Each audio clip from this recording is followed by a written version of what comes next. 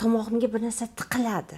Uyg'onib ketaman. Har doim qo'limda suv ko'tarib yuraman. Tomog'imga narsa tiqilganida vahima kelib, o'zimni qo'yarga joy topa olmayman. Lorga bordim. Shunaqa apparatlar chiqibdi.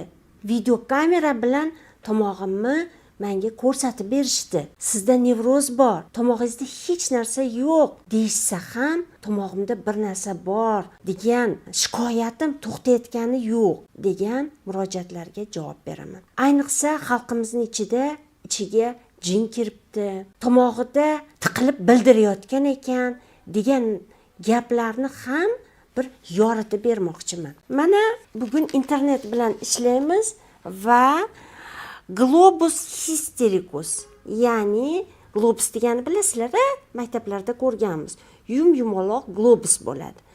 Hystericus bu isterika so'zidan olingan bo'lib, nevrozni isterik nevroz holatlarida, umuman nevrozni barcha turlarida ham yopishqoq fikrlar nevrozi, isterik nevroz yoki men kasal bo'lib qoldimmi degan holat, generalizovanное тревожное расстройство deymiz. Ya'ni generallashgan xavotir buzilishlari, somatoform buzilishlar